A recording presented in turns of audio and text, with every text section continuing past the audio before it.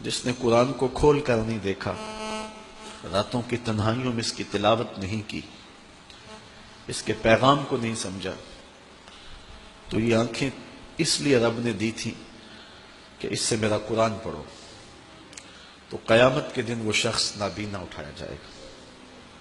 میرے حضور نے ارشاد فرمایا کہ راتوں کی تنہائیوں میں اٹھ اٹھ کے قرآن پڑھا کرو اور قرآن پڑھتے ہوئے رویا کرو۔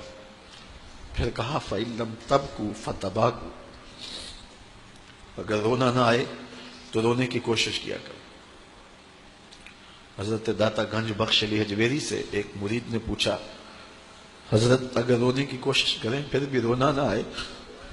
فرمایا مقدر پہ رویا کرو، اتنے سنگ دل ہو گئے ہو۔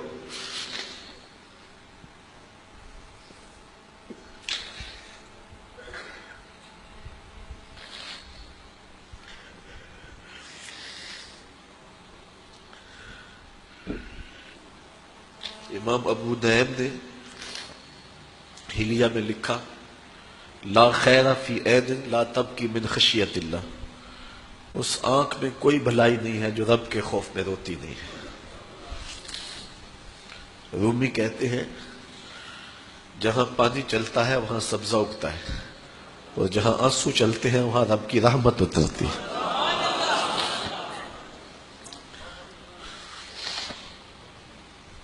تو کہا راتوں کی تنہائیوں میں اٹھ اٹھ کے قرآن پڑھا کرو، قرآن خود نور دیتا ہے، اس کی تلاوت کیا کرو۔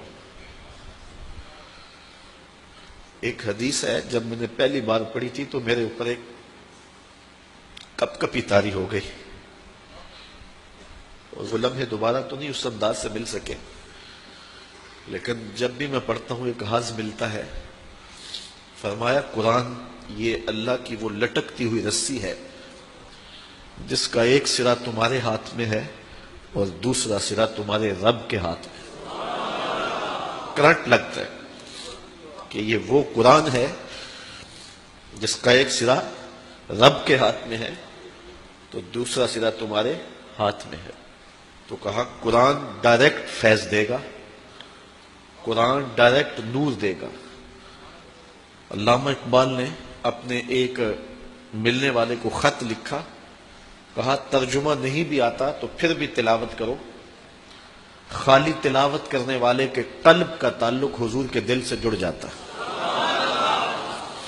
سیارہ ڈائجسٹ کا ایک قرآن نمبر چھپا تھا، اس میں ایک شخص کی کہانی لکھی تھی کہ قبر کھودتے اس کی قبر کھل گئی، لوگوں نے دیکھا کہ قبر میں روشنی ہے اور کفن بھی میلا نہیں ہوا، اور وہاں گلاب اگے ہوئے ہیں جس کی خوشبو سے ماحول میں عطر پھیلا ہے۔ تو لوگ اس نشان پہ صاحب قبر کا گھر تلاش کرتے رہے، اس کی بیوہ سے ملاقات ہو گئی، اگرچہ وہ بہت زیادہ بوڑھی ہو چکی تھی۔ پوچھا تیرے شوہر کا کیا عمل ہے کہ ہم نے اس کی قبر میں روشنی بھی دیکھی ہے اور خوشبوئیں بھی دیکھی؟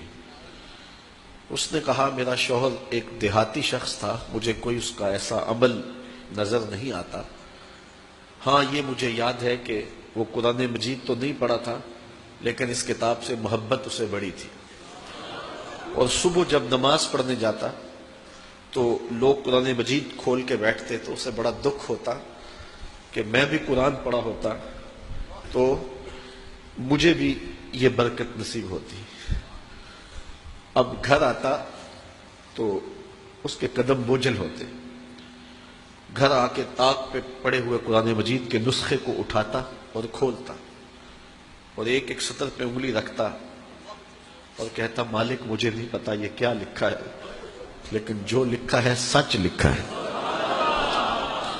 پھر نیچے آ جاتا، کہتا مالک مجھے نہیں پتا یہ کیا لکھا ہے، میری بدقسمتی کہ مجھے نہیں پتا، لیکن جو لکھا ہے سچ لکھا ہے، تیرا کلام ہے۔